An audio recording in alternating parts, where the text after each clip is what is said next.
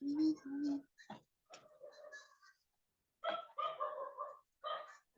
dimulai Kak Imam. Oke. Cek. Halo, baik. Bismillahirrahmanirrahim. Assalamualaikum warahmatullahi wabarakatuh. Waalaikumsalam warahmatullahi wabarakatuh. Alhamdulillahirabbil alamin wassalatu wassalamu ala asyrafil anbiya'i wal mursalin wa ala alihi wa ashabihi rasulillahi ajmain. Allahumma shalli ala sayyidina Muhammad wa ala ali sayyidina Muhammad. Segala puji dan syukur marilah kita ucapkan kepada Allah Subhanahu wa taala yang telah melimpahkan rahmat dan karunia-Nya kepada kita bersama, sehingga dengan rahmat dan karunia tersebut kita diperkenankan untuk bertemu pada malam hari ini dalam rangka menimba ilmu bersama narasumber kita yang luar biasa pada hari ini, yaitu Kak Imam dan Kak Hafiz tentunya nanti. Baik, dengan mengucapkan Bismillahirrahmanirrahim, acara public speaking dengan tema persiapan yang matang 2 Juli 2023 dimulai.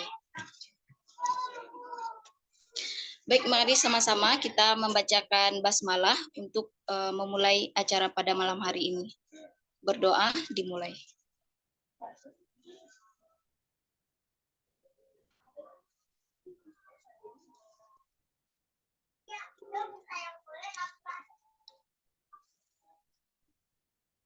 Baik, selesai. Oke, sebelum kita memulai pada malam hari ini, mulai sharing, marilah, sebelumnya saya ingin memperkenalkan diri terlebih dahulu. Nama saya Nur Azizah, biasa dipanggil Zizi. Saya adalah alumni dari Public Speaking Batch 2. Hari ini alhamdulillah bertemu kembali dengan kakak-kakak yang luar biasa pada malam hari ini. Tentunya ada senior-senior saya juga di sini yang batch 1. Dan kita di sini juga bersama pimpinan dari Tangan Perubahan juga. Hari ini juga nanti akan share ilmu bersama kita bersama ya. Kebetulan Kak Zi mengamanahkan untuk memandu pada malam hari ini. Baik, sebelumnya saya akan memperkenalkan dua narasumber kita yang luar biasa, yaitu ada Kak Imam, tentunya sudah banyak yang tahu. Beliau adalah seorang leader dari Tangan Perubahan. Kemudian, halo Kak Imam. Ya, yang kedua yaitu narasumber kita yang kedua yaitu Kak Hafiz Fahru Rozi. Beliau adalah sekretaris dari recitation class dari Tangan Perubahan. Baik, sebelum masuk ke narasumber kita, saya akan cek terlebih dahulu semangat kakak-kakak semua untuk malam hari ini. Ketika saya katakan selamat malam, kakak mengatakan semangat pagi. Selamat malam kakak semuanya. Siap. Langsung saja kita sambut pemateri kita yang pertama, yang luar biasa, yaitu Kak Imam Aryo Protomo. Kepada Kak Imam disilahkan. Baik, bismillahirrahmanirrahim. Assalamualaikum warahmatullahi wabarakatuh. Waalaikumsalam warahmatullahi wabarakatuh. Selamat malam dan salam sejahtera untuk kita semua. Alhamdulillahirabbil alamin. Assalatu wassalamu ala asyrafil anbiya'i wal mursalin sayyidina Muhammadin wa ala alihi washabihi ajmain. Amma ba'd. Yang tentunya kami hormati teman-teman dari kelas public speaking di batch pertama ada ya, batch kedua dan juga batch ketiga yang pada saat ini sedang melaksanakan programnya. Dan juga terima kasih kepada Kak Zizi yang sudah memperkenalkan kami Cuman itu secara singkat. Jadi kalau untuk lebih jelasnya mungkin bisa nanti teman-teman. Kalau untuk aku kayaknya udah sering kali ya kalian lihat malam melintang di tangan perubahan. Jadi mungkin aku bisa memperkenalkan sedikit. Nama aku sudah tertera ya, Imam Arya Pratomo, asalku dari Kota Pontianak, Provinsi Kalimantan Barat, Indonesia. Sekarang aku bekerja sebagai salah satu announcer atau penyiar di salah satu radio swasta di Provinsi Kalimantan Barat. Oke, itu cukup singkat ya. Untuk background pendidikan kayaknya udah jauh lah. Saya tamatan dari Institut Agama Islam Negeri Pontianak, jurusannya PGMI atau Pendidikan Guru Madrasah Ibtidaiyah. Mungkin langsung saja kita masuk ke materi. Jadi ini kan adalah sharing session. It means aku hanya memaparkan sedikit, sisanya kita berdiskusi. Temanya cukup menarik, persiapan yang matang, of course. Sebelumnya kita pasti tahu, sebelum melakukan hal apapun, termasuk menjadi seorang public speaker, kita perlu mempersiapkan sesuatu itu dengan matang. Nah, banyak orang yang bilang, kamu harus melakukan persiapan dengan matang. Persiapan kamu kurang ini nih, persiapannya kurang ini. Tapi banyak sekali orang yang kurang paham esensi dari persiapan itu sendiri. Nah, kira-kira persiapan itu apa? Jadi persiapan itu berasal dari kata dasar siap, yang mana definisi ini merujuk pada sikap seseorang yang sudah memikirkan, baik itu jangka pendek, jangka menengah, ataupun jangka panjang dari sesuatu hal yang akan dilakukannya. Itu definisi dari kata siap. Nah, persiapan itu adalah kata benda yang dibentuk dari imbuhan per. Artinya segala sesuatu yang memang udah difikirkan tadi secara konseptual, secara teoritis, tinggal eksekusinya praktikalnya seperti apa. Nah, itu secara sederhana definisi dari persiapan. Lalu, persiapannya matang itu seperti apa? Nah, ini balik lagi. Karena di kelas ini adalah kelas public speaking, it means kita bahas persiapannya matang sebagai seorang public speaker. Public speaker itu apa? Nah, kalau public speaker itu sendiri kan banyak nih definisinya ya. Bisa seseorang yang berbicara di depan umum seperti ini. Kalian itu adalah public speaker. Ketika kalian berbicara di depan umum, baik skala kecil, menengah, ataupun skala luas, itu kalian udah disebut public speaker. Tidak peduli profesi kalian itu apa. Ketika misalnya kamu ngomong sama orang tua nih, ada orang tua, ada ayah, ibu, adik, kakak, kamu bilang, Bu atau Pak, saya ini, menjelaskan sebuah cerita yang memang kamu alami di sekolah, itu kamu sudah menjadi seorang public speaker. Kamu menyampaikan itu secara publik. Ketika lebaran misalnya, ketemu keluarga besar, kamu gimana nih kuliahnya? Nah, kamu jelasin tuh, oh saya kuliahnya begini. Itu adalah kamu seorang public speaker, tapi dalam ranah keluarga. Nah, sekarang yang mau aku tekankan di sini adalah seorang public speaker di ranah dakwahnya. Ya, tapi perlu digarisbawahi teman-teman, background keislamanku mungkin masih jauh dari kata cukup. Jadi mungkin teman-teman yang punya background agama bisa nanti ditambah sedikit-sedikit lah bumbu-bumbu keislamannya dalam public speaking kalian.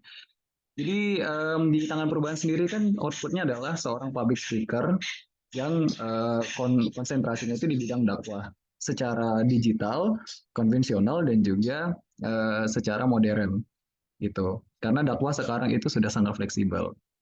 Oke, balik lagi ke persiapan yang matang. Kalau aku dari sudut pandangku untuk menjelaskan persiapan yang matang, tentunya setiap orang punya persepsi yang berbeda.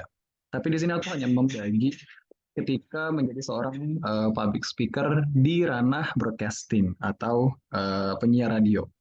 Apa-apa aja sih yang harus disiapkan? Ini mungkin teman-teman ada yang tertarik atau yang mungkin sudah pernah mencoba menjadi seorang VO mungkin, atau misalnya suaranya dipakai di video-video tanpa kalian sadari, misalnya kalian buat video nih, tiba-tiba ngisi suara aja gitu, hi guys, a day in my life misalnya gitu. Welcome to a day in my life video gitu. Nah, itu kamu adalah seorang public speaker dalam bentuk VO ya, VO talent gitu. Nah, jadi persiapan yang matang yang pertama tentunya kalau dalam Islam ya, innamal a'malu bin niat. Segala sesuatu itu harus diawali dari niat. Niatnya seperti apa? Nah, itu balik lagi ke independen masing-masing. Tapi yang jelas adalah niatkan diri kalian untuk menjadi seorang public speaker yang bertanggung jawab, disiplin, dan juga amanah tentunya. Itu yang pertama. Ketika udah ada niat nih, niatnya udah lurus. Lalu yang kedua apa? Yang kedua adalah bulatkan tekad. Gimana cara membulatkan tekad? Itu ada banyak sekali caranya. Salah satu yang paling sering dilakukan dalam pembulatan tekad adalah melaksanakan itu dengan cara maksimal. Misalnya kalian ikut kelas seperti ini ya, public speaking, atau nonton YouTube misalnya gitu. Nah, terus karena tertarik nih, oh ternyata jadi public speaker itu menarik ya, bisa menghasilkan cuan juga nih gitu kan. Nah itu kalian bulatkan tekad dari situ. Nah setelah pembulatan tekad, yang ketiga adalah ini yang biasa kalau dalam Islam itu dikenal dengan istilah ikhtiar, berusaha, lakukan dengan ikhlas. Dan ya, untuk mendapatkan predikat ikhlas itu tadi kan you have to live your job, your anything lah. Kamu yang pertama harus lakukan adalah cinta dulu. Ketika kamu udah bilang, oh jadi public speaker itu susah loh, grogi loh, ini nih. Jangan pikirkan itu dulu. Yang penting kamu cintai dulu. Kayaknya menarik nih, aku pengen coba. Itu. Dan yang keempat, setelah udah ikhtiar nih melakukan hal yang banyak, tentunya ya pasti tawakal lah. Pasrahkan kepada Tuhan Yang Maha Esa. Artinya persiapan ini secara agamisnya dulu ya, secara agamis dulu. Jadi yang pertama udah niat, kemudian bulatkan tekad dengan cara ya salah satunya berdoa gitu. Lalu setelah itu ikhtiar, lakukan dengan ikhlas, penuh tanggung jawab, disiplin dan lain sebagainya. Lalu tawakal, berserah diri. Perihal nanti orang mengkritisi sebagai mana ini itu urusan nanti. Intinya kita udah berikhtiar secara maksimal dulu. Itu persiapan secara agamisnya. Jadi kalau untuk itunya seperti itu. Nah, secara praktikalnya nih, secara yang umumnya nih gimana nih Kak Imam? Nah, kalau ini aku bakal kembalikan ke teman-teman, nanti kita bisa bahas di sesi diskusi seperti apa. Nah, cuman yang bisa aku bagikan adalah sama sepertinya. Yang pertama itu tentang niat dulu dan cinta. Aku dulu memang penasaran, kok bisa ya? Ini suara siapa sih? Kan aku berawal dari penasaran nonton TV, ada iklan gitu kan, ada apa kayak misal botol berjalan. Kok ada suaranya ya? Belilah ini nih. Nah, ini suara siapa sih gitu? Nah, cari-cari di YouTube ternyata oh ada loh orangnya. Nah, dari situ berawal dari rasa penasaran. Lalu setelah rasa penasaran itu timbul, aku mencoba untuk menguji diriku sendiri. Kira-kira bisa nggak aku di situ? Kalau memang nggak bisa, manusia itu tidak ada yang tidak bisa, karena manusia adalah makhluk potensial. Artinya, ketika manusia tidak bisa di satu bidang, cobalah di bidang yang lain. Pasti akan ada titik terangnya. Ketika kamu bilang, aku nggak bisa kak di bidang itu, kamu coba bidang lain dulu. Jangan langsung bilang, enggak lah, aku nggak mau coba di bidang lain, karena aku yakin aku pasti nggak bisa. Nah, itu adalah manusia yang kufur. Artinya, you have to try it first before you get the result. Jadi, coba dulu. Masalah hasil itu nanti. Itu yang kedua. Jadi setelah penasaran, buktikanlah rasa penasaran itu dengan cara menguji diri. Atau bahasa kita itu mengukur baju di badan sendiri. Nah setelah itu baru coba mempublikasi.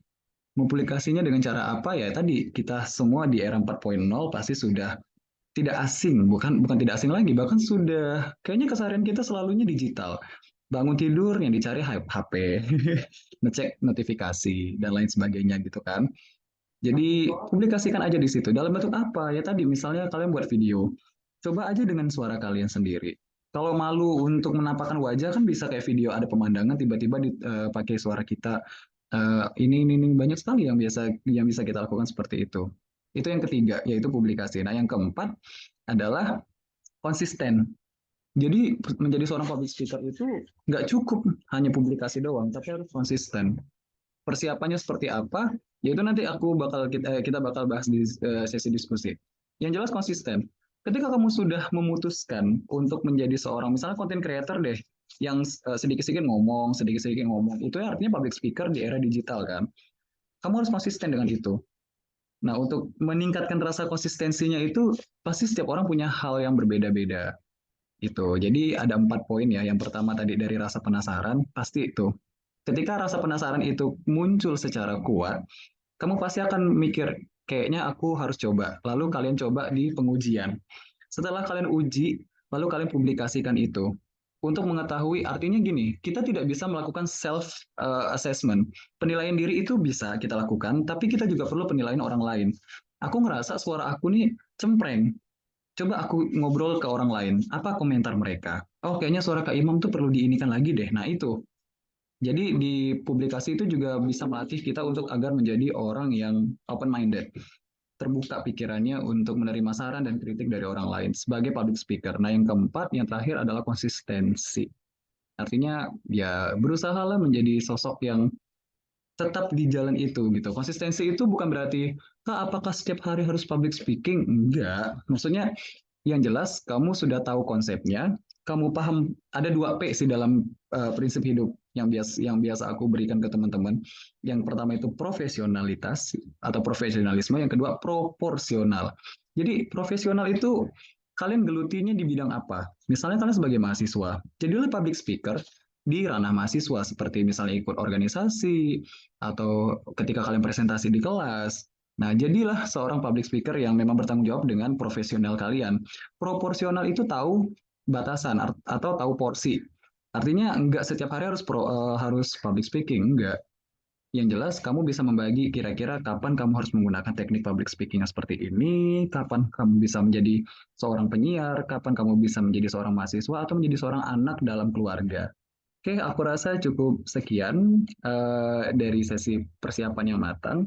Aku kembalikan ke moderatornya Kak Azizi. Terima kasih.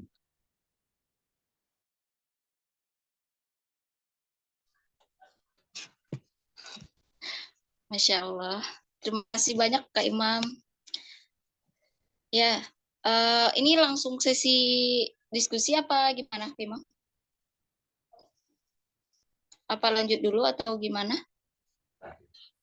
Mau lanjut ke narasumber kedua dulu boleh mungkin. Yuk. Oke, baik. Kita lanjut dulu ya kakak-kakak semua. Nanti kita akan sekalian aja diskusi. Baik, kepada narasumber kita yang kedua, Kak Hafiz, dipersilahkan. Okay, can you hear my voice in here? Oh maaf ya, ini bukan kelas bahasa Inggris, sorry.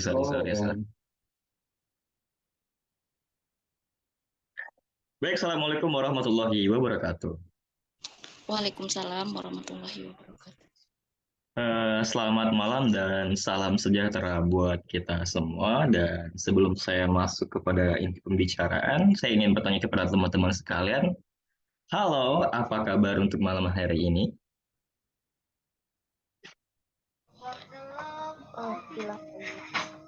Alhamdulillah ya. Alhamdulillah baik. Untung tidak ada yang set ya untuk malam ini ya. Nah gitu, takutnya ada yang lagi tidak nyaman hati atau lagi hatinya sedang terluka kan barangkali. Nah itu menjadi salah satu masalah yang cukup rumit ya. Apalagi yang kita bahas ini adalah sesuatu yang sangat relevan di dalam kehidupan kita dan sesuatu yang memang sudah menjadi hal lumrah dalam hidup kita, yaitu karena ini di kelas public speaking ya, maka sesuai dengan tema yang ada malam ini yaitu tentang persiapan yang matang. Maka menurut saya pribadi, ini hanya statement saya pribadi ya, kenyamanan hati dalam melakukan persiapan itulah suatu hal yang penting sekali. Nah itu salah satunya. But itu hanya kaitan sedikit ya tentang tema kita hari ini. Tapi pada umumnya ketika kita berbicara tentang persiapan, maka kita harus tahu dulu apa itu persiapan. Nah, ini adalah suatu hal yang penting bagi kita bersama untuk memahami apa itu persiapan. Jadi, menurut definisi saya pribadi atau in my opinion, ya, persiapan adalah sesuatu yang memang tidak perlu ada embel-embel lain untuk ditambahkan dalamnya. Ketika kita udah berbicara tentang persiapan, maka yang akan kita lakukan adalah sesuatu untuk disiapkan. Nah, apa sih hal-hal yang perlu dipersiapkan dalam public speaking? Nah, persiapan matang seperti apakah yang akan memang kita lakukan ketika melakukan public speaking dan lain sebagainya? Ya, pastinya teman-teman sendiri punya cara tersendiri untuk melakukan hal tersebut atau membuat persiapan yang bagus dalam melakukan public speaking. Cuman kalau mau ikut dari cara saya juga nggak masalah sih. Nah, ketika saya dalam kaca nasional lain sebagainya, menurut pengalaman saya, waktu itu saya pernah ngisi di salah satu acara seminar nasional, dan di situ dihadiri ada kaprodi saya dan dosen-dosen lainnya. Di situ saya sangat canggung sekali. Ini berbagi cerita ya ceritanya. Itu sangat canggung sekali karena memang di situ saya hanya diberi waktu sekitar 2 hari untuk melakukan persiapan tersebut. Nah, dan ketika hal itu terjadi, saya bingung apa sih yang pengen saya sampaikan dan materinya cukup berat waktu itu. Ya, materi yang dibahas adalah materi tentang ya peningkatan dalam efektivitas pembelajaran lah seperti itu. Nah, kayak gitu. Dan itu menurut saya adalah suatu hal yang sangat berat. Nah, cuman eh, apapun amanah yang udah diberikan kepada kita sebagai eh, public speaker, kan. Jadi ada hal-hal yang memang harus dipersiapkan dalam eh, melakukan hal tersebut. Nah, contohnya seperti apa? Yang pertama, eh, waktu itu saya juga bingung apa yang pengen saya sampaikan. Di situ ada kelinglungan bahasanya. Bahasanya ada kelinglungan yang terjadi. Sehingga saya pikir, oh sepertinya persiapan saya kurang matang. Oh sepertinya hal ini dapat dijadikan suatu alasan yang cukup konkret mengapa saya gagal dalam hal tersebut. Bukan istilahnya gagal sih, sudah selesai. Cuman ada terdapat sedikit kekeliruan dalam penyampaian materi dalam di situ. Nah, di situ saya berpikir, oh berarti persiapan saya kurang matang. Nah, dan untuk hal itu agar tidak terjadi lagi, maka persiapan yang matang adalah salah satu cara yang paling efektif untuk kita lakukan agar hal-hal tersebut itu terjadi. Sepertinya apa? Nah, dalam public speaking, biasanya ketika kita ingin melakukan persiapan, maka kita harus tahu dulu materi atau tema yang ingin dibicarakan. Itu yang pertama. Nah, ketika orang sudah tahu temanya apa yang ingin dibicarakan, maka maka hal yang akan kita lakukan di situ adalah kita akan mencari definisi dari tema tersebut, pengertian dari tema tersebut, atau eh, skala-skala yang muncul dalam tema tersebut. Nah, kalau hal itu sudah kita dapatkan dan sudah kita pelajari, maka kita tidak akan terjadi kekeliruan dalam menyampaikan materi. Nah, istilahnya, ketika kamu paham suatu konsep, maka easy banget buat kamu untuk menyampaikan konsep yang akan kamu berikan. Nah, itu yang pertama. Yang kedua adalah ketika kamu ingin melakukan public speaking, nah, maka eh, pola pemikiran kamu yang harus kamu terapkan adalah zero on your mind. Nah, zero on your mind ini adalah salah satu tipe yang sangat saya sukai karena ketika kita ingin memulai public speaking lain sebagainya, maka hilangkanlah semua masalah yang ada dalam hidup kita dan kita fokus kepada hal yang akan kita tuju. Nah, seperti itu. Karena kenapa? Karena kebanyakan orang yang eh, bisa gagal dalam public speaking ya istilahnya tuh kayak keluar dari tema atau lain sebagainya. Nah, di situ itu karena dia banyak memikirkan hal lain. Nah, seperti itu. Kadang-kadang pemikiran kita nih malum lah kan masih muda gitu kan, kadang liar juga. Dikit-dikit ada yang ngechat halo gitu kan, kita udah overthinking. Orang yang say hello aja kalau ada gitu kita udah bisa overthinking. Nah, bagaimana dengan hal-hal yang lain seperti masalah kuliah, masalah keluarga dan sebagainya. Kalau itu dibawa sampai ketika kita menyampaikan materi, nah itu berabe-nya nauzubillah. Agak susah untuk mengontrol hal tersebut gitu. Ya, di balik kita setiap orang kan pasti punya masalahnya masing-masing kan. Cuman kalau dalam masalah hal ini, tolong hal itu ditutup rapat-rapat, tolong dikunci dan jangan dibawa itu dalam melakukan suatu penyampaian materi. Nah, ketika kita menyampaikan materi dengan otak kita yang penuh dengan masalah, lihat aja ya, kita membicarakan adalah masalah dalam pembicaraan kita. Nah, pasti itu akan terjadi. Yang membicarakan dikit-dikit jadi masalah. Nah, dikit-dikit. Jadi membicarakan tentang masalah. Nah, itu yang nggak kita penginkan ya, atau tidak kita inginkan. Nah, yang ketiga adalah ketika kamu ingin menyampaikan sebuah materi adalah maka perhatikanlah apa yang ingin kamu sampaikan. Nah, selain dari materi yang ingin kamu sampaikan, perhatikanlah apa yang ingin kamu sampaikan. Nah, jadi dalam menyampaikan apa yang ingin kamu sampaikan tersebut, itu harus ada struktur-strukturnya. Nah, dimulai dari definisi, nah atau pengertian, setelah itu ada skala-skala lain yang ingin dijelaskan dalam hal tersebut. Habis itu ada kesimpulan dan sebagainya. Nah, karena setiap orang tuh ada tipe-tipenya masing-masing. Nah, tipe-tipenya seperti apa? Nah, ada yang mengerti ketika dijelaskan pengertian. Nah, ada yang mengerti ketika kita menjelaskan isinya. Nah, ada yang mau mengerti cuman karena kesimpulannya doang. Nah, kayak gitu teman-teman. Jadi, selain memahami skala-skala yang ada dalam materi tersebut, nah ini adalah poin yang terakhir, yaitu poin keempat adalah kamu harus memahami bagaimana dan seperti apa orang yang akan kamu hadapi. Nah, orang yang kamu hadapi itu adalah orang yang berintelektual tinggi, atau orang-orang yang awam saja, atau apakah dia kelas mid class gitu, antara pintar, antara intelektual sama enggak gitu. Nah itu yang agak susah gitu.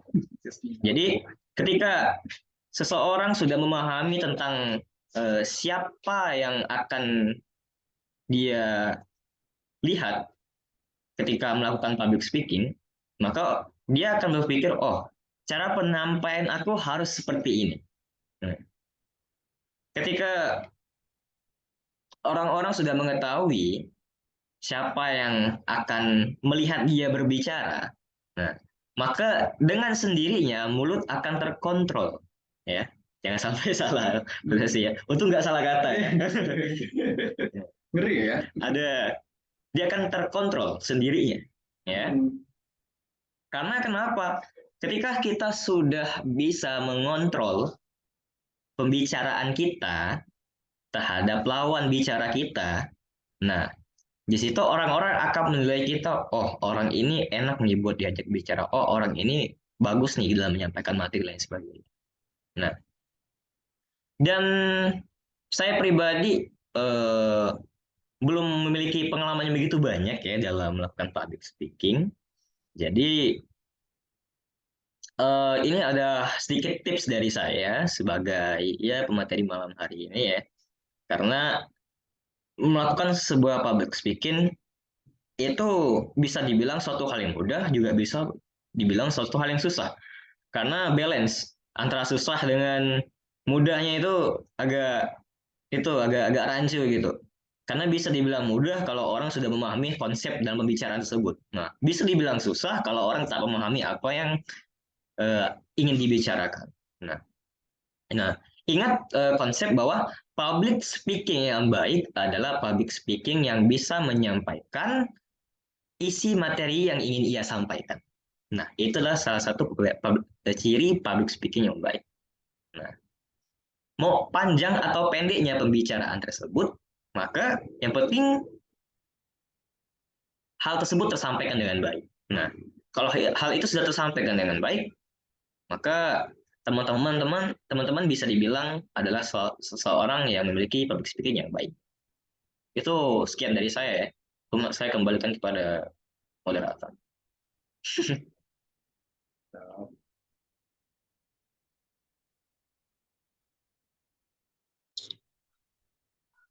Baik, terima kasih banyak Kak Hafiz untuk sharing ini. Kakak semuanya bagaimana nih? Masih di sini? Alhamdulillah masih, Mbak. Oke, baik. Sebelum kita diskusi, mungkin kakak tadi ada yang ketinggalan atau bagaimana ya? Saya ingin notice aja. Nah, jadi dari apa yang disampaikan dari kedua pemateri kita yang luar biasa tadi, dari Kak Imam dan Kak Hafiz ya. Yang pertama dari Kak Imam, jadi persiapannya sebagai public speaker ya tentu kita harus mempunyai persiapan yang matang. Karena jika kita tidak mempunyai persiapan yang matang, tentunya akan berdampak kepada penampilan atau apa yang kita sampaikan nantinya gitu. Mungkin ada seperti yang disampaikan Kak Hafiz tadi, kekeliruan dan banyaklah dampaknya kalau kita tidak mempunyai persiapan yang matang gitu, atau mungkin banyak kesalahan-kesalahan nantinya yang akan terjadi gitu ya Kakak. Nah, tadi Kak Imam sendiri mengatakan bahwa persiapan itu ada secara agamais dan secara umum gitu ya. Nah, kalau secara agamais tadi mungkin mulai dari niat kita, kemudian bulatkan tekad kita gitu ya.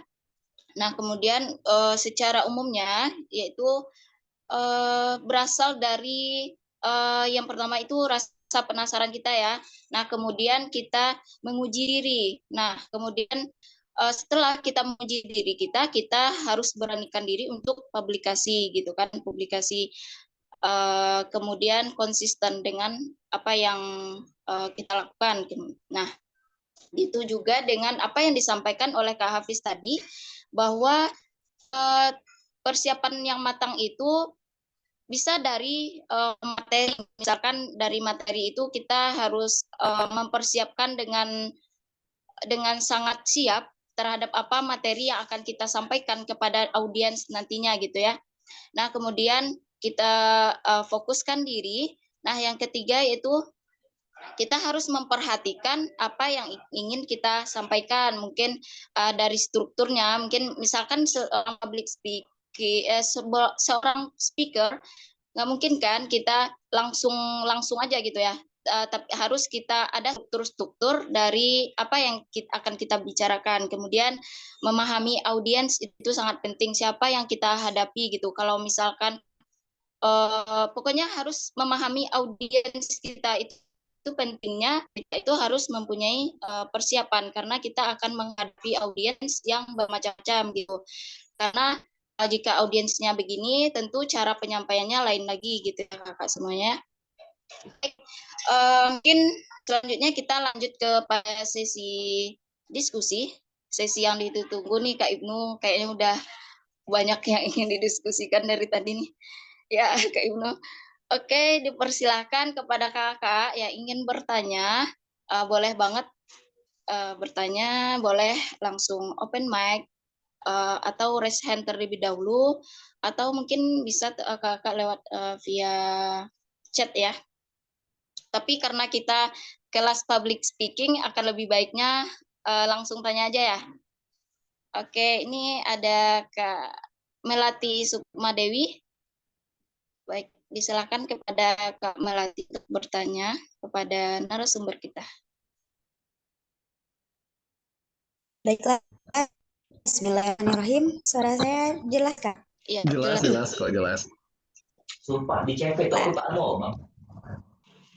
Di sini yang saya ingin tanyakan, Kak, sebagai public speaker, tentunya saya kan ingin menjadi seorang motivasi, tapi saya ingin fokus pada satu materi. Misalkan untuk saat ini saya ingin fokus tentang masalah halal dan haram. Nah, halal dan haram itu apa saja misalnya? Terus yang saya harus pelajari untuk fokus satu dalam materi itu apa saja?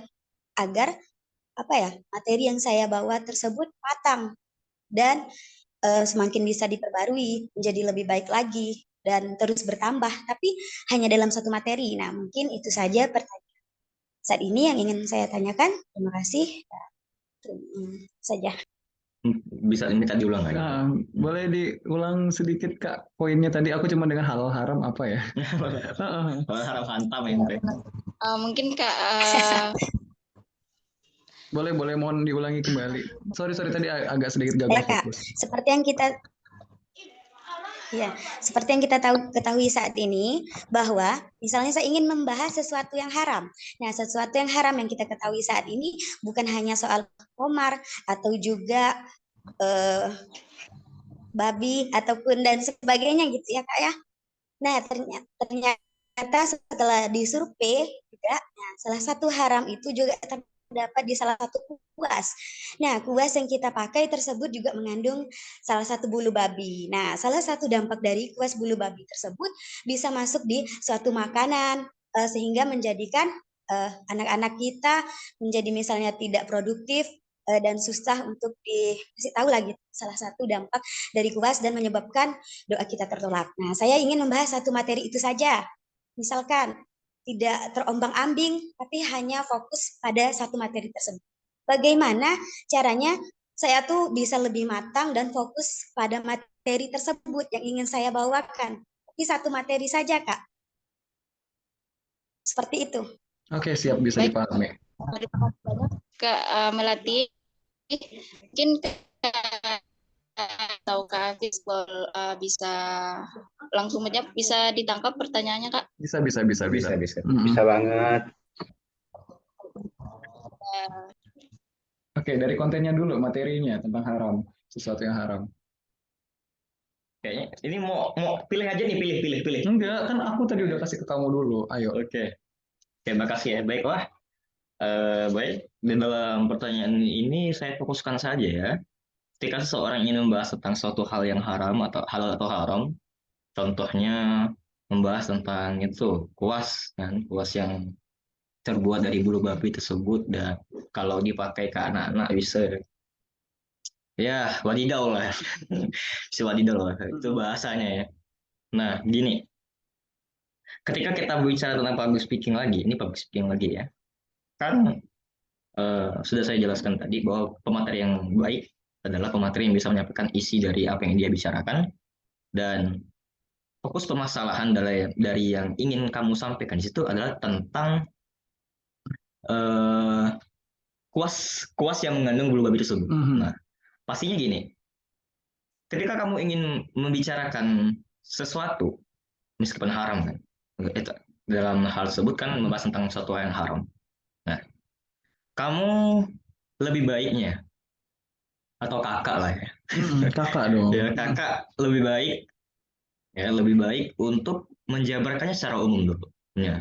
Jadi istilah polanya itu seperti segitiga, Tapi terbalik. Nah, seperti itu. Seperti kayak penelitian juga. Iya. Nah, karena gini, ketika kita membahas sesuatu yang haram, ya, maka banyak pengertian dari haram tersebut.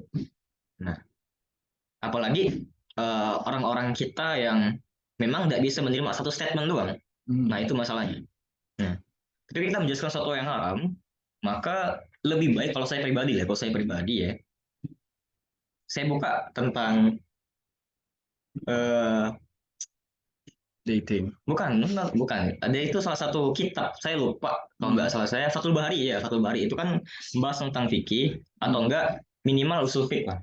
Usul fiqh itu harus dikuasai terlebih dahulu ketika ingin membahas suatu hal yang haram. Karena apa? Ketika menjelaskan suatu hukum yang haram, maka kita ada namanya 4 pendapat tersebut. 4 pendapat dari imam mazhab terlebih dahulu, baru ulama-ulama yang lain dalam menjelaskan suatu hal yang haram tersebut. Nah, setelah itu mungkin pembicaraannya bisa dilanjutkan kepada barang tersebut. Nah, barang tersebut kan merupakan kuas yang mengandung bulu babi tersebut yang bisa menyebabkan haram dan sebagainya. Nah, ketika udah masuk ke pembicaraan tersebut, maka kita udah masuk kepada isi dari konten yang akan kita bicarakan. Nah, kontennya apa? Oh, bulu babi adalah suatu hal yang haram. Jadi ada kuas yang menggunakan bulu babi, ada kuas yang menggunakan bulu babi. Kalau kena ke anak-anak kita atau keturunan kita ketika memakai hal tersebut, maka akan dapat pada diri kita, tidak cuma diri kita, tapi anak-anak kita juga dapat. Nah, kayak gitu kan. Nah, jadi hal tersebut dikerucutkan lagi. Nah, ketika kita sudah membicarakan tentang kuas tersebut, maka untuk melebarkan pembicaraannya lagi, untuk lebih lebih ke bawah lagi, nah, maka yang perlu kamu lakukan adalah efeknya dan cara yang menanggapinya. Nah, serta cari hukum yang berkaitan tentang penggunaan barang haram. Nah, itu. Nah, jadi pembicaraannya itu lebih kepada segitiga terbalik. Jadi jelaskan konsep haram secara umum, terus masukkan ke konsep yang sudah ingin kamu bicarakan. Nah, seperti itu. Itu lebih singkatnya ya. Ih, mantap. Maaf ya, saya bukan alumni pondok yang setengah-setengah. Iya. Tapi hobi kajian. Tapi ada sih, boleh kali sedikit menambahkan ke Azizi ya. Ada beberapa hal yang perlu diklarifikasi sebenarnya. Aku kurang setuju dengan penggunaan kata bulu babi. Sebenarnya bulu babi itu halal loh, karena itu hewan laut. Itu iya kan? Bulu babi itu secara biologis. Nah, makanya ada sesuatu hal yang cukup menarik ketika diperbincangkan antara sudut pandang agama, agamis, dan juga sudut pandang biologis. Bulu babi secara definisi itu halal karena dia hewan laut. Bukan konsepnya babi yang terus kita ambil bulunya. Nah, ternyata struktur yang kakak Melani maksud itu bukan bulu tapi rambut. Rambut pada badan babi gitu kan. Nah, jadi jangan salah kaprah. Hewan-hewan mamalia itu tidak punya bulu. Mereka punyanya rambut. Jadi orang bilang bulu kucing, bulu monyet itu nggak salah secara konsep biologis. Itu sebenarnya rambut. Karena strukturnya memang benar-benar rambut. Dia punya pigmen di situ. Nah, jadi ini sedikit yang perlu diklarifikasi. Tapi bukan nggak apa-apa. Baik. Itu kan suatu hal yang memang secara ilmiah oke lah. Nah, makanya kalau dibahas tadi sesuatu yang haram, memang udah dibahas sama Kak Hafiz ya, bentuknya itu segitiga terbalik. Jadi pertama tuh jelaskan secara general dulu, secara umum konsep haram itu seperti apa. Haram dari dari dalilnya, konsepnya dulu. Haram itu artinya segala sesuatu yang dilarang oleh Allah. Ketika dilakukan kita mendapatkan dosa, ditinggalkan atau dijauhkan kita mendapatkan pahala. Nah, setelah dari konsep itu kita kerucutkan lagi. Kira-kira haram itu ada beberapa sebab. Nggak mungkin segala sesuatu itu haram tanpa sebab, nggak mungkin. Kecuali memang di dalam Al-Quran udah jelaskan, oh ini haram. Nah, tapi ada beberapa hal-hal yang sebenarnya halal, tapi bisa disebabkan ada hal-hal penyebabnya yang bisa membuat itu jadi haram. Itu misalnya contohnya ya. Nah, setelah tahu penyebabnya kenapa itu menjadi haram, lalu dikerucutkan lagi nih, masukkan dalilnya. Bisa dari kitab-kitab ulama, tapi yang kita acu pada 4 mazhab dulu, yang karena memang itu yang paling besar ya. Ya, minimal Batur Bahali lah. Nah, kalau masalah kitab-kitab bisa ya sama ke Kak Hafiznya. Aku kurang paham soal itu. Lalu paling kerucut di bawah baru disimpulkan efek sampingnya ketika penggunaan barang-barang yang haram itu tadi gitu. Nah, cuman kalau yang bisa aku berikan tadi kan Kak Melani nanya tentang gimana sih biar persiapannya yang matang. Itulah pentingnya riset sebelum ceramah. Jadi orang banyak bilang ceramah itu bermodalkan, oh aku hafal ini kok Al-Quran surah ini, aku hafal kitab ini, saya sudah hatam kitab A, kitab B, kitab C. Tapi ketika Anda hanya hatam dan tidak meriset tentang itu, yang kalian sampaikan justru jadi tabu. Artinya bisa aja benar di satu golongan, tapi akan jadi kontroversial di golongan yang lain. Itu agak sulit. Makanya ketika aku disuruh nih, tiba-tiba bilang, Kak Imam coba dong ngisi ceramah di kajian kami. Aku bilang, bolehkah ceramahnya ini aku sangkutkan sama sudut biologis? Aku pertama kali gitu kan ditentang sama mereka. Enggak lah bang, konsep agama ya agama, konsep biologis ya biologis. Tapi setelah aku korelasikan antara hubungan agama dan biologis, itu ternyata ada yang ngatur. Di Al-Quran sendiri dijelaskan memang manusia kan ada 3 ya sebutannya. Ada al-insan, terus apalagi ada anas, satunya lagi ada apa lupa aku. Pokoknya ada 3. Nah, anas itu kan memang manusia secara wujud gitu loh, secara keseluruhan, secara umum. Terus ada al-insan itu secara biologisnya dia punya struktur tangan, punya rambut, punya tulang dan lain sebagainya. Nah, satunya lagi itu kok lupa, ada 3 kalau nggak salah, 3 atau 4 gitu. Al-Bashar ya, Al-Bashar. Iya, Al-Bashar. Nah itu pokoknya secara konsep itu aja udah dijelaskan dalam Al-Quran. Artinya kalau kalian memisahkan antara sudut pandang agama dan sudut pandang biologis, itu tuh sebenarnya kekeliruannya ada di si penceramah itu. Ini si public speaker-nya, karena konsep kita di sini public speaking kan. Jadi sebenarnya pentingnya korelasi. Jadi riset dulu, sudah diriset, coba dikorelasikan dengan isu yang ada di saat ini. Makanya ketika dibilang kuas yang terbuat dari bulu babi, sebenarnya itu kan pro kontra. Tidak semuanya itu benar terjadi gitu kan. Makanya ada perlu riset dulu. Kalian harus paham, gini loh, kebanyakan orang itu, mohon maaf banget ya, hanya sebatas teoritis. Mereka tahu, oh ini hanya termakan berita nih, bahwa ada kuas yang terbuat dari rambut babi, gitu kan. Tanpa mereka melihat babi secara langsung aja nggak pernah. Megang babi apalagi, maksudnya bukan megang, jangan megang deh, kayak ngelihat depan mata aja tuh mereka belum pernah, tapi bisa-bisa bilang, oh ini babi nih, ini mengandung babi, tahu dari mana gitu. Minimal kamu tanya dulu orang yang pernah berinteraksi langsung dengan babi. Struktur badan babi itu gimana? Rambut babi itu seperti apa? Bener loh. Ini memang agak terkesan konyol, tapi justru ini bakal mengedukasi kalian. Biar nggak salah menyampaikan informasi kepada orang. Kayak kemarin ya viral. Di filternya rokok itu ada mengandung babi, katanya. Terus aku bilang, emang kamu pernah ngerasain babi? Nggak pernah. Terus kamu tahu itu mengandung babi dari mana? Oh, ada baca berita. Nah, berita itu kan harusnya 5W+1H dulu. Dicari apa, di mana, siapa, mengapa, dan bagaimananya dulu. Ketika udah dapat dari 5W+1H-nya, baru kita simpulkan. Dan simpulkannya jangan langsung kita publish untuk diri kita sendiri. Makanya tadi aku bilang ada pengujian diri. Gitu loh. Mungkin seperti itu. Nah, untuk mematangkannya dari Siapa tadi Kak Melani, kayaknya di Semuhaya udah banyak sekali konsep-konsep pematangan daiyah dalam berdakwah. Kayaknya udah nggak perlu dijelaskan secara rinci. Mungkin yang perlu dirincikan adalah tadi pematangan di materinya, konseptual, jangan hanya terkungkung pada satu sudut pandang yang udah dibahas sama Kak Hafiz tadi. Tapi coba cari sudut pandang lain, lalu dari 4, misalnya kamu dapat 4 sudut pandang nih, Imam Syafi'i, Hambali, Hanafi, dan Imam Hambali, Hanafi, Syafi'i, dan Maliki. Oke, dari 4 ini kamu udah dapat point of view masing-masing. Kamu jangan jadikan ini sebagai komparasi, jangan dibandingkan, tapi dikorelasi. Cari hubungannya, cari titik tengahnya. Itu. Kebanyakan orang sekarang itu suka pakai teori komparasi, dibandingkan Ustadz A ngomongnya begini, Ustadz B ngomongnya begini. Nah, kira-kira kita yang mana? Jangan seperti itu. Iya, Cari titik temunya.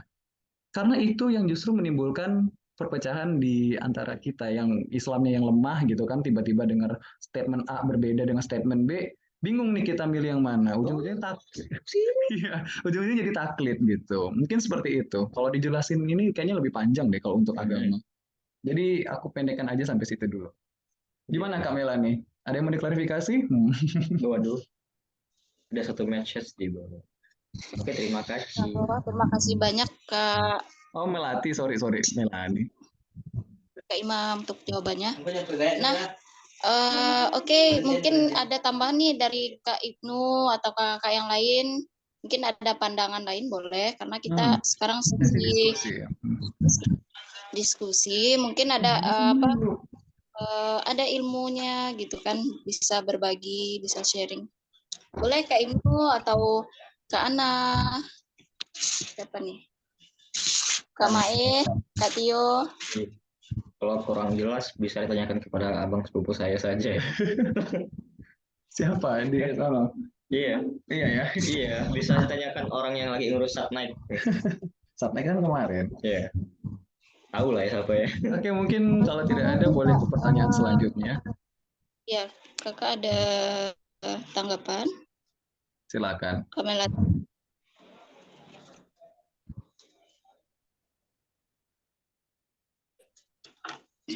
Ayo Kak Ibnu. Ayo guys. Ayo Kakak Pena Mungil. I still remember your name. Aku udah berani nama akun lagi tuh Kak, bukan Pena Mungil lagi tuh. Jadi udah apa, Pena Raksasa sekarang? Pena Raksasa sekarang. Namanya Ran. Silakan Kak Ibnu, mau bahas apa nih? Bahas apa? Tentang persiapan yang matang pokoknya. Seram. Mau bahas apa? Apa nih? Mungkin Ya, jangan. Kakak ada tanggapan Kak Melati? Kalau untuk tadi boleh, untuk Kak Melati ya, mengenai persoalan persiapan apa tadi temannya saya lupa. Persiapan yang matang ya. Kalau menurut Ibnu sendiri dari pengalaman-pengalaman sebelumnya itu sih cuma satu doang, perkaya referensi doang, itu aja sih. Perkaya referensi kemudian diramu jadi formula untuk tampil, itu aja. Karena kalau misalkan kita mau bahas halal haram tapi referensi kita minim, kurang, ya nggak bisa juga tampil semaksimal mungkin. Jadi kalau saya pribadi untuk masukan aja sih untuk teman-teman sekalian, referensinya diperkaya, itu aja. Ya, benar banget Kak Ibnu, setuju ya. Jadi untuk persiapan yang matang tuh banyak banget ya Kak, referensi menjadi salah satu yang harus kita persiapkan juga, karena pertanyaan audiens seperti bermacam-macam ya Kak. Nah, maka kita membutuhkan persiapan dari segala aspek gitu ya. Kalau terkait pertanyaan Kak Melati tadi, mungkin bisa ya seperti yang dikatakan oleh Kak Imam dan Kak Hafiz tadi, bisa dari yang general, kemudian jangan lupa dalilnya. Kita sebagaimana kita umat Islam tentunya kita landasan kita itu kepada Al-Quran dan hadis, kemudian juga kepada mazhab yang 4 dari imam yang 4, kemudian banyak pendapat-pendapat lainnya dari ulama gitu ya, sama ya Kak.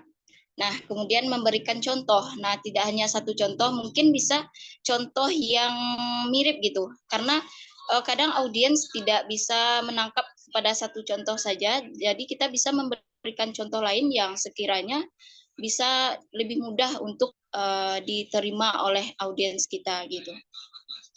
Oke, mungkin ada pertanyaan lain dari kakak semuanya. Mungkin aku nih Kak mau bertanya juga. Boleh lanjut. Wah, ngeri. Boleh lah Kak. Boleh, Ini boleh aku mau banget. tanya sama ketua umum langsung nih. Ketua umum kan? Iya. Tapi sebelumnya Kak aku nanya, ini Kak Iman dengan Kak Hafiz ya, ini saudara kembar atau gimana Kak? Karena memang agak mirip sih gue lihat dari Coba papretnya. buka kacamata, Fis. Mirip kah? Iya mirip. Iya, saya lebih mancung sih. Masya Allah. Saya tadi kira Upin dan Ipin versi Indonesia loh. Oh, Upin ya, versi Indonesia, versi rambut. Iya. Bedanya dia beneran min, sayanya itu cuma radiasi. Kalau ini kan, Udah ya, tadi udah nanya kan, ya, saudara kembar Kak? Iya, kami jawab. itu cuma memecah Oh, kekakuan kirain aja itu sih. pertanyaannya. Bukan itu pertanyaannya. Oke, silakan. Ayo Kak. Pertanyaannya tadi kan sempat dibahas sama Kak Hafiz ya, persoalan untuk memahami audiens dulu kan. Nah, termasuk tadi disinggung tentang akademik ya, bagaimana kita kemudian berada di hadapan audiens yang notabene mereka berlatar belakang tentang akademik ya. Pertanyaan saya Kak, kira-kira kalau misalkan di depan profesor nih, kita disuruh profesor atau guru lah yang di atasnya kita, kira-kira persiapan apa nih yang perlu kita siapkan kayak gitu? Karena itu agak susah juga, karena mereka kan logikanya itu lebih tinggi daripada kita, atau ilmunya lebih tinggi daripada kita. Karena mereka itu memandang kita tuh kayak sebelah mata doang gitu kalau kita udah tampil. Jadi itu pertanyaan pertama. Kemudian kalau untuk yang kedua bisa dijawab lah Kak Iman nanti. Pertanyaannya adalah ngeblank itu sering sekali terjadi di diri public speaker ya. Itu tidak bisa ditolak tidak bisa ditoleransi juga, karena kadang-kadang terjadi juga di kita ini yang sudah senior ya. Tapi kira-kira dari Kak Iman sendiri tipsnya itu untuk bukan ngilangin sih, meminimalisir lah ngeblank itu bagaimana supaya agak berkurang. Saya kira itu pertanyaan untuk dua pemateri yang luar biasa malam ini. Oh, terima kasih. Silakan. Baik, ya Allah, terima kasih Kak Ibnu. Silakan Kak Hafiz dan Kak Imam. Oke. Kalau kita bicara tentang orang yang lebih tinggi daripada kita, kayak profesor, ulama, dan lain sebagainya, nah, maka buatlah dirimu seperti orang yang sangat benar-benar merendah. Tapi gini, bukan artinya kita merendah, tapi kita minim literasi. Nah, kita boleh menunjukkan literasi yang kita punya, tapi dengan bahasa yang merendah. Nah, seperti itu. Karena ada memang beberapa orang yang karena memang literasinya mereka tinggi, sangat, wah bahasanya, Masya Allah, kontribusi lah itu ya, kayak gitu lah. Bahasanya sangat tinggi lah gitu istilahnya.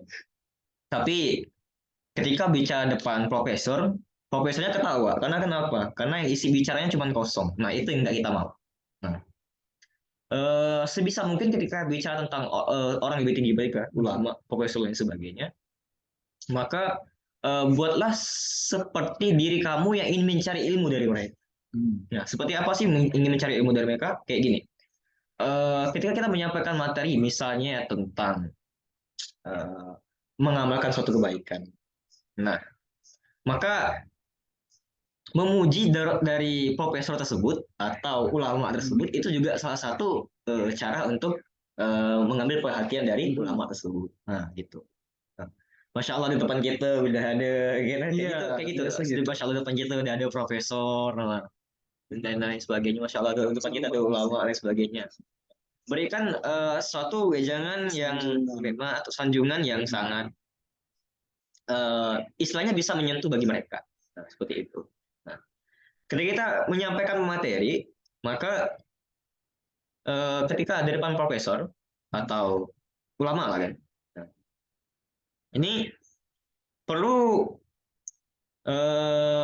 pemahaman yang cukup cukup rumit juga ya kalau kita terangkan, karena kita harus mendefinisikan secara umum terlebih dahulu. Kembali lagi karena memang secara umum terlebih dahulu, karena orang yang pintar maka dia akan melihat bagaimana konsep seseorang menyampaikan konsepnya.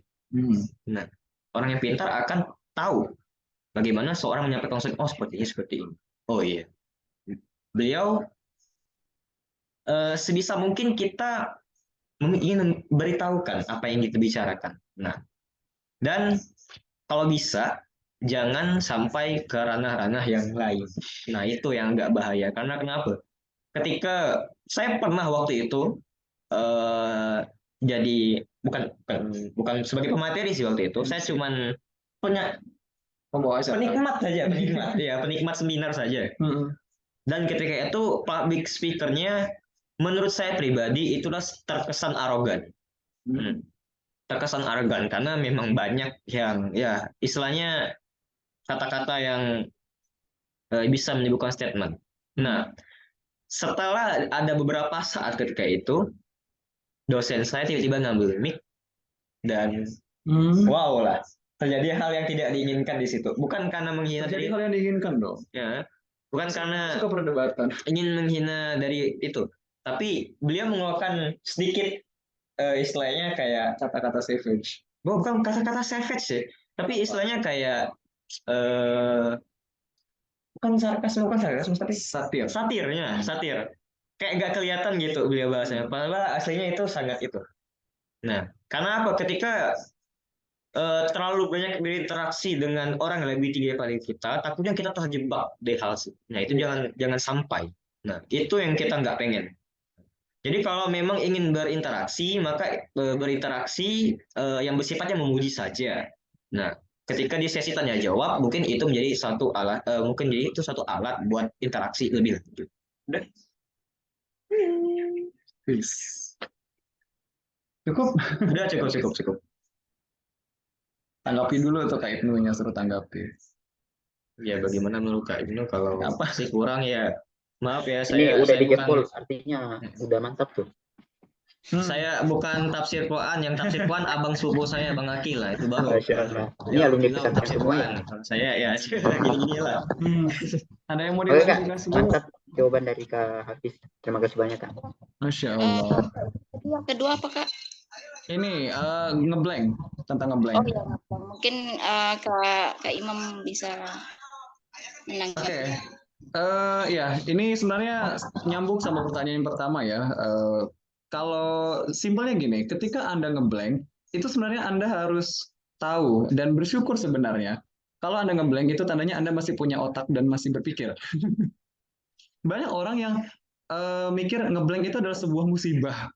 Enggak musibah sih, lebih ke problematik. Artinya sesuatu yang bisa diselesaikan gitu loh. Jadi kayak, aduh aku suka ngeblank nih kak aja deh. Nah itu berarti orang itu tuh harusnya dijauhin tuh yang seperti itu pemikirannya. Karena ketika Anda ngeblank, it means Anda masih punya otak gitu. Tanda Anda masih berpikir, itu bahasanya.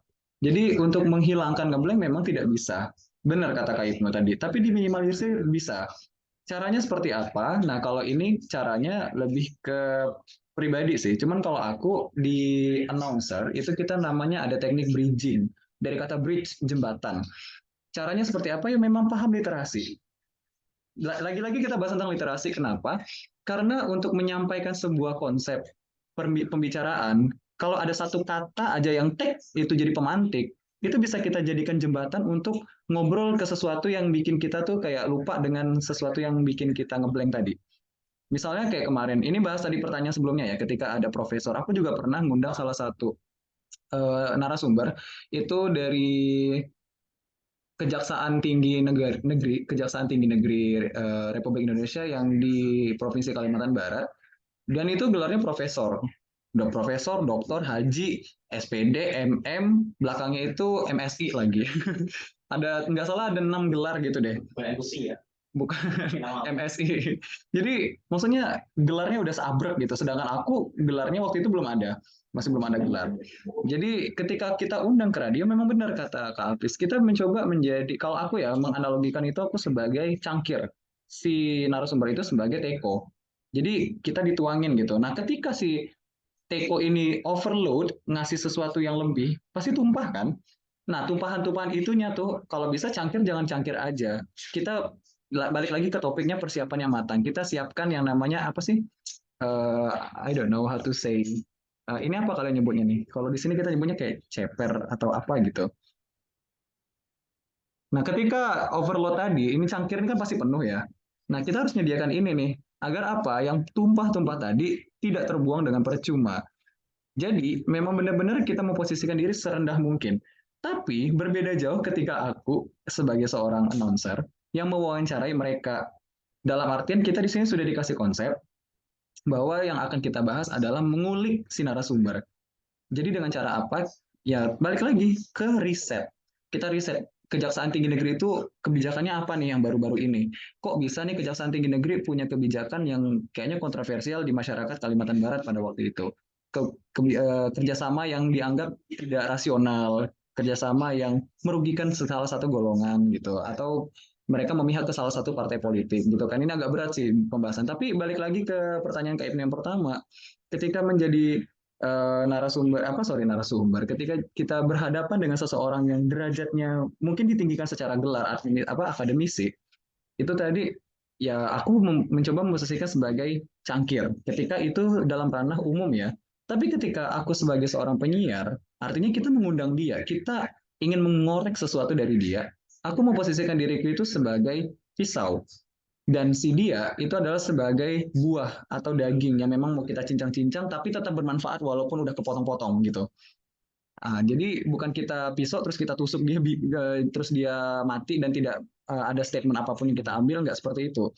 Tapi dia jadi buah gitu, walaupun kita potong kecil-kecil gitu, tapi masih bisa dimakan. Justru ketika buah itu masih gede, nggak kita potong, gimana cara kita makannya? Itu kan konsepnya. Jadi seperti itu. Jadi balik lagi ke kondisinya seperti apa. Nah kalau Kak Ibnu sendiri mungkin sebagai mahasiswa bisa pakai tuh yang tadi Kak Hafiz jelasin, menjadi seperti cangkir. Sementara memposisikan mereka sebagai tekonya. Nah sementara kalau Kak Ibnu sebagai seorang penyiar yang tugasnya memang mengorek informasi dari si yang tinggi gelarnya akademisnya tadi, ya jadilah seperti pisau gitu. Kita sayat-sayat gitu kan, serapi mungkin, yang penting kita bisa menikmatinya sedikit demi sedikit dan mengenyangkan juga gitu loh. Itu sih kalau untuk aku. Jadi kalau untuk tadi ngeblank, balik lagi bridging sih sebenarnya. Cara bridgingnya itu pakai teknik literasi. Cuman kalau aku tuh gini Kak, pahami memang konsepnya seperti apa. Pastilah kalau kita seorang penyiar ada yang namanya briefing terlebih dahulu. Minimal kita catat poin-poinnya. Oh, tadi aku ngeblank nih, mau nanya apa. Tapi biasanya memang kalau di penyiar ini ada sedikit bocoran tuh pertanyaannya udah ditulis. Bapak, menurut Bapak kira-kira Indonesia di tahun 2024 ini seperti apa? Baik, terus dia jawab kan. Nah, dari jawaban itu kan ada kayak satu kata yang kita ambil nih. Oh, tentang paradigma politik. Nah, menurut Bapak sendiri paradigma politik di Indonesia sekarang udah baik belum, Pak? Gitu. Artinya dari situ kita udah bisa bridgingnya. Dari kata-kata yang memang ada yang bisa jadi pemantik. Tapi ini memang sulit sih. Aku belajar ini kurang lebih dari 2018, 19, 2020, hampir 3 tahun. Untuk teknik bridging sendiri.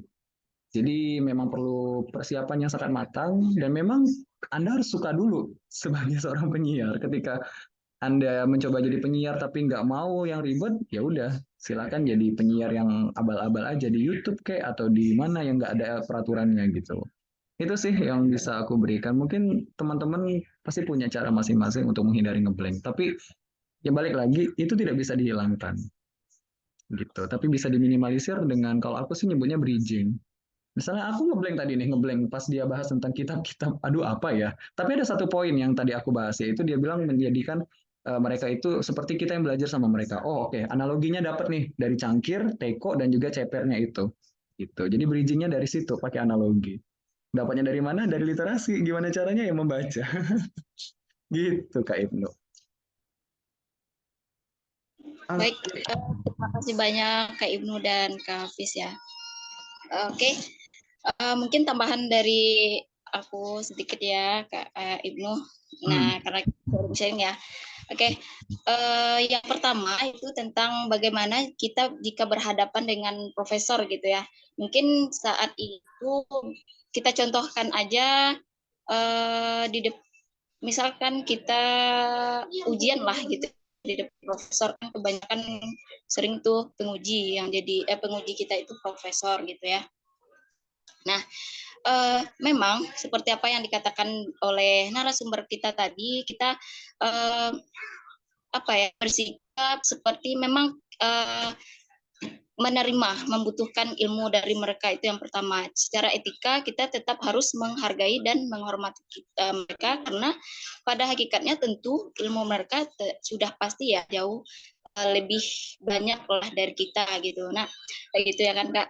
Karena bagaimanapun kita sudah tahu sendirilah pasti ilmu mereka lebih lah dari kita gitu. Tapi bagaimanapun kita harus tetap positif. Yang pertama kita harus tetap positive thinking. Kenapa? Positive thinking itu di sini adalah karena kita di sini sebagai speaker, maka kita tetap harus berpositif bahwa mereka akan apa yang kita sampaikan insya Allah akan mereka terima gitu. Bukan kita jangan takut dulu gitu, karena ya kita pada hakikatnya sama kedudukan kita, yaitu sama-sama manusia. Perbedaannya mungkin karena ilmu beliau Prof itu lebih dari kita, jadi lebih disegani gitu, karena bagaimanapun orang yang berilmu sebagaimana kita ketahui dia lebih tinggi derajatnya dari kita gitu ya. Nah, kita tetap berpositif thinking, mereka akan menerima apa yang kita sampaikan, karena kalau kita sudah belajar, insya Allah, dan kita sudah kembali lagi kepada yang kita pelajari, persiapan matang. Kalau kita sudah mempersiapkan diri kita dengan matang, insya Allah mereka selagi yang kita sampaikan tidak bertentangan, insya Allah mereka juga akan menerima gitu ya. Nah, yang kedua, tetap kita berikan yang terbaik sebagai walaupun kita itu hanyalah biasa gitu ya Kak. Kita tetap memberikan yang terbaik atau menyampaikan yang terbaik semampu kita. Tentunya itu setelah kita belajar gitu ya. Kita tidak boleh dulu nih mengecilkan diri gitu ya, karena tidak semua profesor itu belagu gitu ya Kak bahasanya. Tidak semua profesor itu sombong, karena mereka itu kadang senang juga ketika kita berbicara gitu. Profesor itu senang karena mereka melihat oh sudut pandang kita seperti ini gitu. Mereka kadang lebih senang mendengar pandangan dari kita gitu. Nah, kemudian harus percaya diri, karena seorang speaker tentu harus percaya diri di hadapan siapapun itu gitu ya. Tanpa terkecuali sekalipun beliau adalah seorang profesor, kita harus percaya diri dengan kemampuan yang kita miliki, dengan ilmu yang kita miliki gitu ya. Nah, ya mungkin itu dari saya sedikit ya Kak Ibnu gitu. Mungkin ada tambahan dari kakak-kakak di Zoom malam ini, mungkin ada pengalaman tentang hal ini, mungkin bisa berbagi. Nah, terkait ngeblank itu kita juga sudah belajar ya Kak Ibnu, maksudnya pasti ngeblank itu pasti ada ya Kak, walaupun kita sudah persiapan, kadang apa yang kita persiapan itu berbeda dengan apa yang kita temui di lapangan gitu ya. Nah itu kembali lagi kepada sebagaimana dibilang Kak Imam, setiap kita punya cara tersendiri untuk untuk apa sih namanya? Ini ngeblank kan? Antisipasi. Ya, untuk antisipasi diri sendiri gitu. Aku introspeksi coba. Kita tidak sejenak untuk untuk mengembalikan kembali apa yang akan kita sampaikan gitu. Nah, mungkin sekian dari saya. Ada tambahan dari kakak-kakak yang sudah berpengalaman. Mungkin ada Kak Ana, Kak Tio, Kak Pandu, Kak Melati, silakan.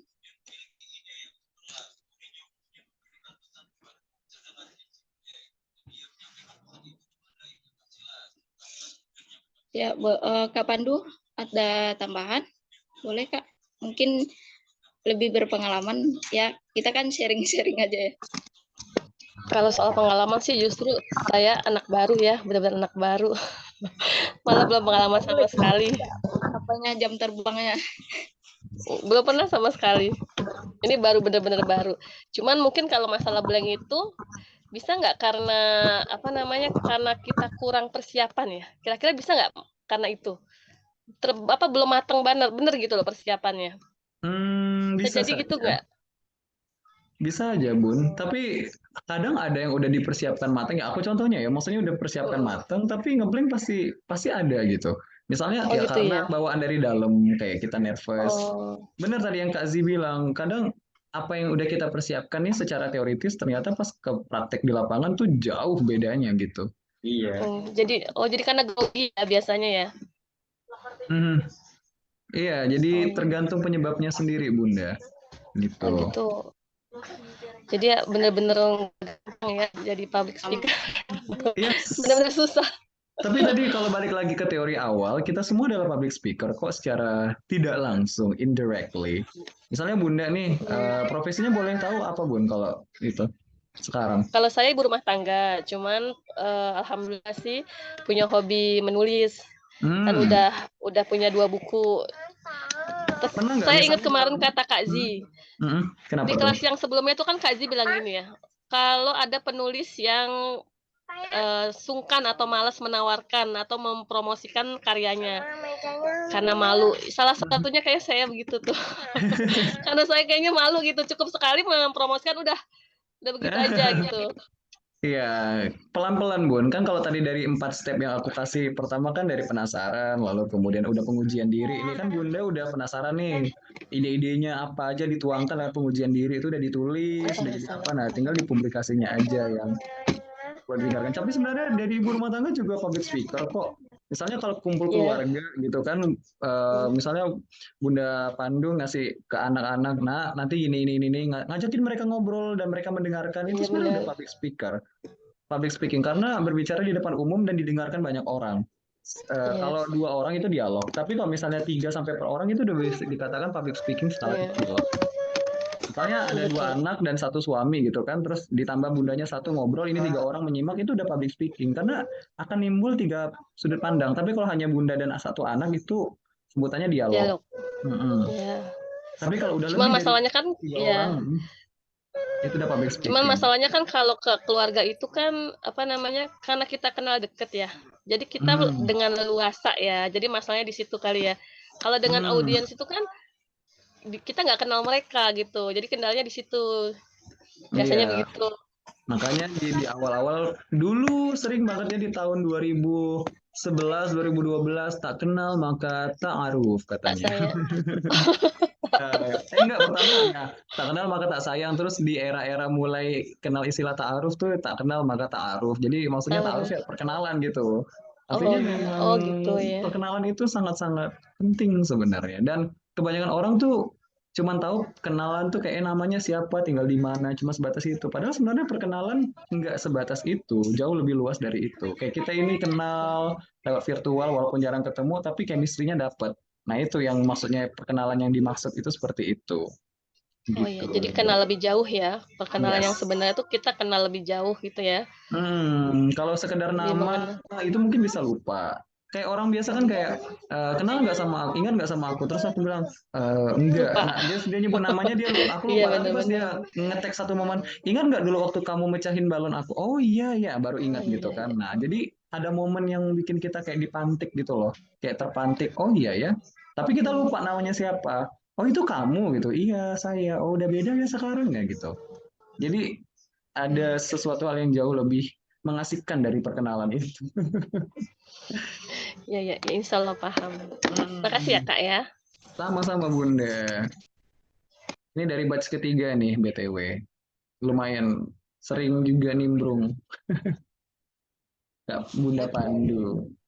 Mungkin ada yang mau dipertanyakan lagi nih teman-teman? Silakan. Mungkin Kak Ana, boleh Kak Tio. Ini temanya cukup menarik sih, persiapan yang matang. Sangat-sangat menarik. Pas pula tuh di awal gitu ya. Ayo silakan nih. Kak Ibnu mungkin. Mungkin mau nambah pertanyaan, boleh Kak? Diserang aja nih 2 narasumber. Udah cukup lah saya Kak. Dah. Oh cukup. Dulu waktu di batch pertama batch pertama atau batch kedua tuh sering banget dia nanya nih. Dia seorang kritis itu kan memang suka bertanya. Enggak sih, tapi memang butuh jawaban sih. Diskusi aja. Nggak mesti harus nanya. Sebenarnya ini juga sih persiapannya ya. Berarti mereka belum mempersiapkan pertanyaan. Dan kita juga belum siap untuk ditanya. Mantap sih. Boleh. Ini si Bang Ivan dari pagi tadi capek-capek bikin PPT buat t-shirt kayak ternyata. Nggak buat PPT, aku pakai pointer, aku bilang. Persiapannya ya pointer aja. Pointer. Aku nggak bikin apa-apa, Bang. Aku nggak ada persiapan sama sekali. Karena persiapannya ada di dalam sini, ada di situ, ada di sini. Jadi ya persiapan alangkah lebih baik memang dalam bentuk tertulis. Tapi ketika Anda masih ingatannya masih fresh, kayak fresh smart gitu kan. Nah, boleh tuh. Susah, yang kita pikirkan adalah downstream. Mungkin Bang Tio ini coach saya dari jauh-jauh dari Gorontalo. Halo Coach Tio. Apakah Anda masih online atau sudah tidur? Tertidur kayak. Kayaknya beliau harus nyanyi deh. Jadi batch 3 ada berapa orang kayak Imam? Kalau batch ketiga enggak, kalau di membernya sih ada 7 apa 8 ya. Sebentar aku lihat dulu. Kayaknya ada sekitar 7 atau 8. Nah, yang benar-benar baru itu Kak Pandu, sedangkan Kak Ana itu melanjut dari batch kedua. Pertama malah, dari pertama, kedua, lalu lanjut ketiga. Ya nggak Bunda Ana? Mohon klarifikasinya dong Bun. Aku takut salah ngedata.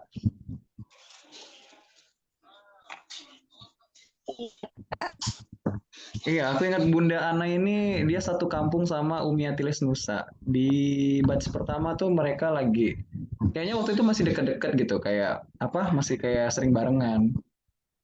Entah aku yang salah lihat apa gimana, aku lupa juga. Halo Bunda Ana. Passwordnya? Iya, benar, Kak. Iya, dia di WIT soalnya. Mungkin agak susah sinyal. Gimana Bunda Ana? Ya, Kak. Ini lagi Wah, keluar. Ya guys.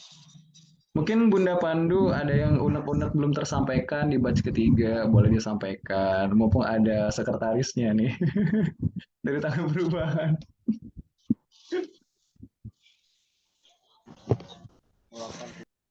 Alhamdulillah sih udah saat ini baru itu aja ya, maksudnya belum ada lagi. Mungkin nanti di kelas selanjutnya.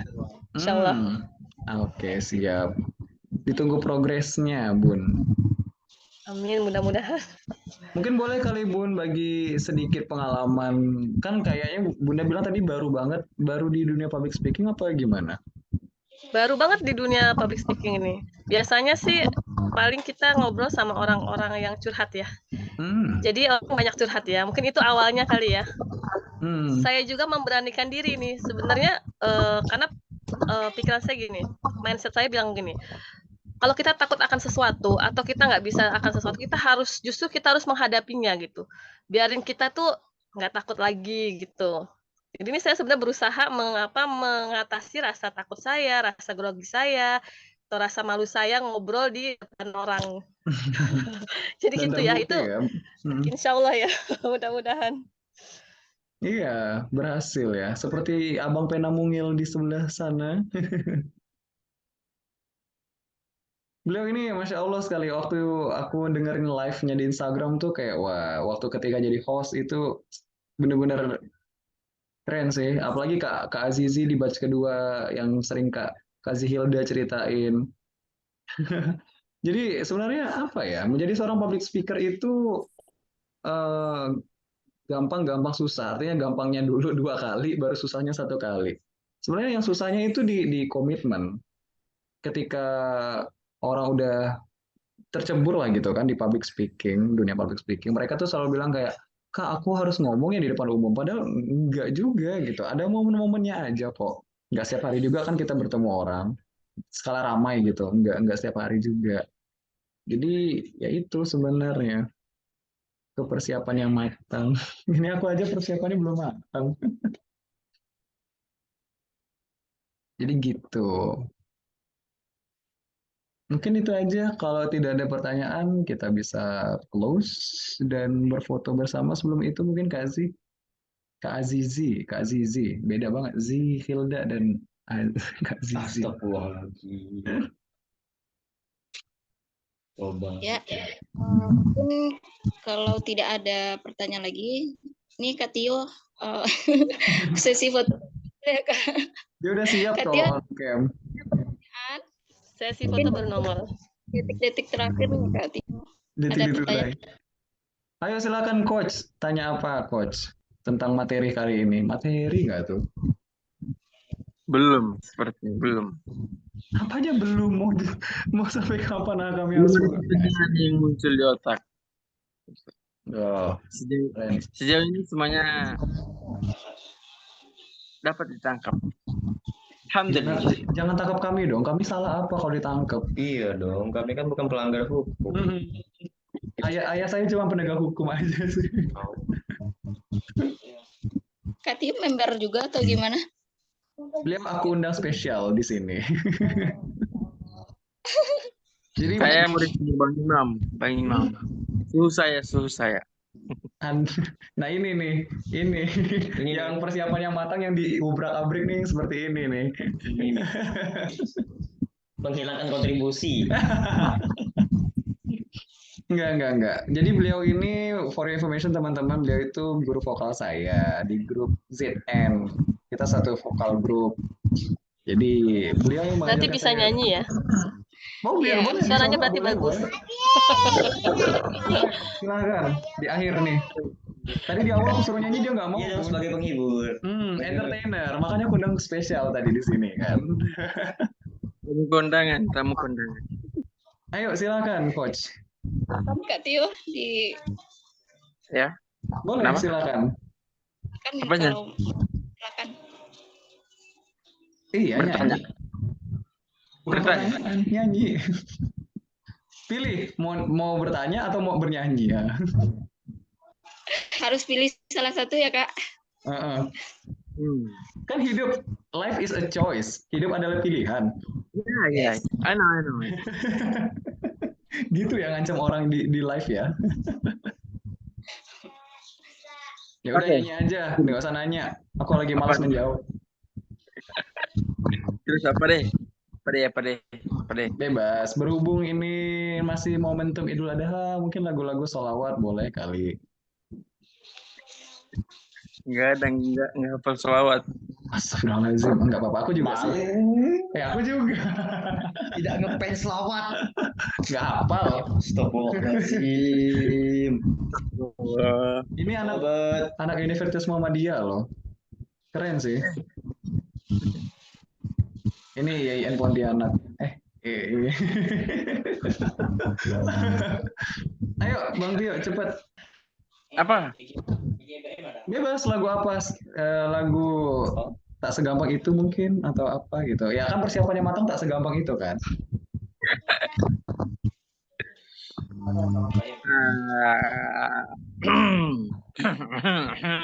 Kita buat dia viral lagi, Bung. Oke.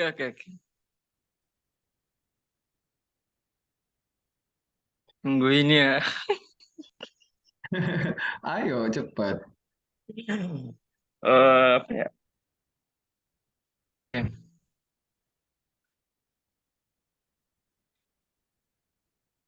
Ayo. Memang terus menguji kesabaran ya. Oke. Ini harus ada persiapan. Tuhan, asik. Masih pantaskah ku asik tuh Serius atuh. Kemarin nggak gitu. Kemarin ada bule-bule dia serius cuy. Oh itu privat. Ini juga privat, orangnya juga udah tinggal 7 orang. Ini privat lobby ini. Oke. Tuhan, masih pantaskah ku untuk bersamanya? Lupa lirik. Nah hati ini ingin segampang itu ku mencari penggantimu. Tak segampang itu ku mencari topik pembicaraan. Ih, Contoh. Masya Allah. Dia sengaja sih guys, dia sengaja. Takut kena copyright kali ya. Ya Allah, terima kasih banyak Kak Tio. Mungkin next bisa nih Kak Imam untuk sebelum penutupan Kak Tio nih. Iya, benar, boleh. Oke. Terima kasih banyak Kak Tio. Nah, Kak Imam boleh Kak kita lanjut dokumentasi. Oke, ini Kak Ana boleh dihidupkan kameranya. Ya, karena boleh Kak. Kamu screenshot, please. Gimana nge-screenshot di sini? Nih, gue gini aja deh. Parah. Oke, Kak Ana masih menunggu. Apakah sudah aktif? Kayaknya belum deh. Bunda Ana, saya tahu di tempat Anda itu sudah tengah malam. Tapi please, satu kali aja untuk menampakkan wajah Anda. Gak apa-apa deh ya. Kayaknya dia lagi loading deh. Oke, berikan senyum yang terbaik. Kamu maju dikit, please. Tuh kacamatanya. Iya, gimana tuh? Itu gimana tuh? Nggak samping sini lah. Hmm. Bukan kepalamu. Gini. Biar itu kacamatamu. Gitu loh. Nampilkan. Oke, senyum ya. 1, 2. Oke, ganti pose. Oh, wajahku kayak mantan gue sih. Lagi. Agak jauh. Oke, 1, 2, 3. Oke. Well, thank you so much. Thank you. Terima kasih banyak Kak Imam dan Kak Hafiz untuk sharing malam hari ini. Banyak banget ilmu yang udah di-sharing ya kakak semua, sekaligus mengulang apa yang udah kita pelajari, bahwa seorang public speaker atau seorang speaker tentu harus mempunyai persiapan yang matang ya kakak, untuk agar materi yang kita sampaikan, misalkan materi kita sampaikan benar-benar tersampaikan kepada yang menerimanya gitu ya. Dan sekaligus untuk meminimalisir kesalahan-kesalahan yang akan terjadi nantinya, kesalahan yang di luar nalar kita tentunya ya kakak ya. Baik, terima kasih banyak sekali lagi Kak Imam selaku pimpinan dari Tangan Perubahan dan sekaligus narasumber malam hari ini. Terima kasih juga kepada Kak Hafiz yang selaku sekretaris ya. Dan terima kasih Kak Ibnu yang udah hadir dari awal sampai akhir. Beliau adalah dari batch 1.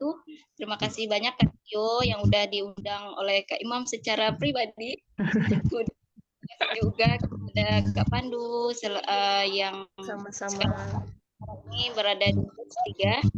Dan kepada Kak Ana terima kasih, dan juga kepada kakak semuanya yang udah hadir di Zoom kali ini. Mungkin sempat keluar karena ada mungkin masalah jaringan atau hal-hal yang lain yang perlu dikerjakan.